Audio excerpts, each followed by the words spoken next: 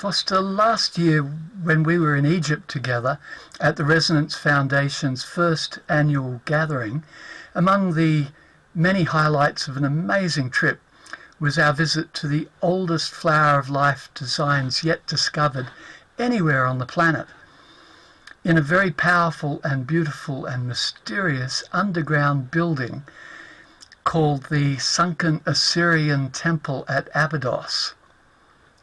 Although there's one pair of designs that is the clearest and the largest, approximately a dozen similar designs are scattered on just two of the 3-meter high rectangular granite pillars that held up the roof of the temple. And the designs are emblazoned on the granite surface by unknown means. In Thrive, Nassim claims that they are laser burned into the rock, but this has been much contested. So academia believes that the whole temple was buried for around 2,000 years, from 100 BCE until about 1902, when it was rediscovered by the famous Egyptologist Flinders Petrie. And academia also claims that the designs are simply done in ochre by some hypothesized Greek scholars who were using the temple for unknown reasons. I find this whole story extremely improbable, especially the idea that the designs are done in ochre, as they are accurately done and they've survived 2,000 years in an often flooded underground temple. Surely moisture and time would have erased them by now. So would you share with us your thoughts about this mystery surrounding the Flower of Life designs in the Assyrian temple at Abydos, now that you've had a chance to see them for yourself?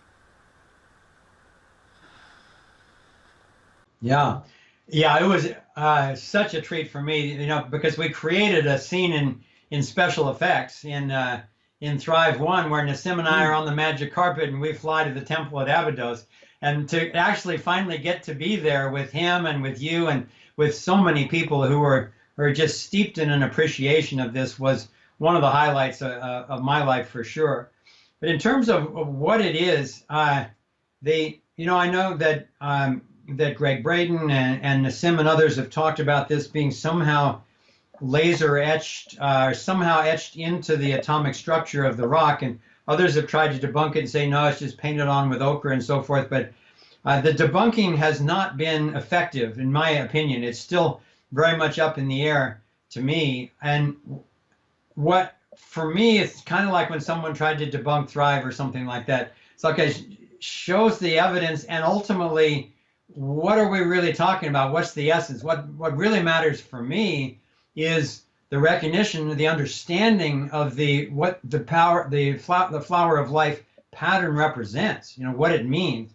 And let's say it is only, 1,000 years old or 2,000 years old. If the Greeks put it there, or the Sumerians, ultimately someone a long time ago had a deep understanding, to my sense, of the structure of the plenum.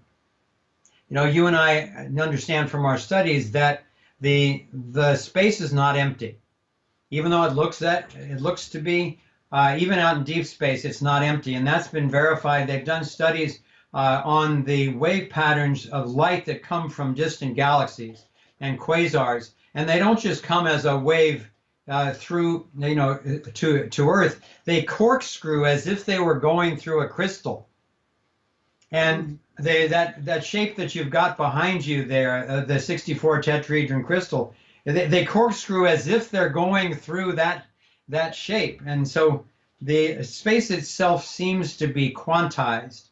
And by that, I mean that there are units. I think that the units are going to be toroidal vortices at every scale. And then, as we've talked about already, they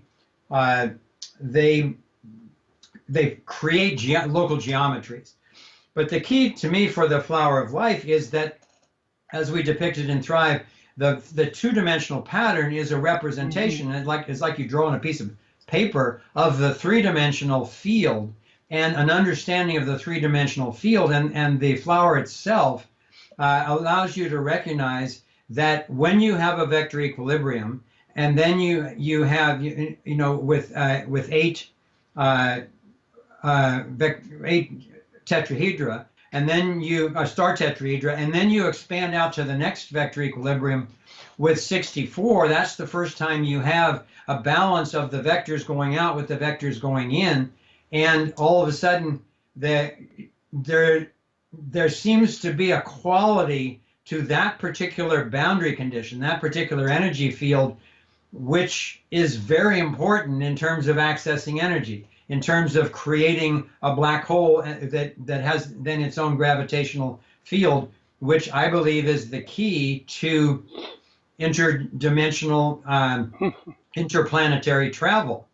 And this is what Stan Tenen was telling me back in 1983, that if you understand these geometries and can build technologies on it, all of this stuff is possible. And of course, there are people who are spelling out the theory and building the technologies now. But I think that these signatures were left for us as clues for people. When people are ready to understand those clues, then they will be ready to recreate the technologies. In this particular case, I believe the technology that was at the core of the Ark of the Covenant, what I believe was this plasma sphere that was inside the Ark and energized the Ark as a capacitor, and then the Ark in the sarcophagus of the King's Chamber energized the whole King's Chamber, which energized the pyramid. This is happening in pyramids simultaneously, as well as the Serapeum, I think it was called, the underground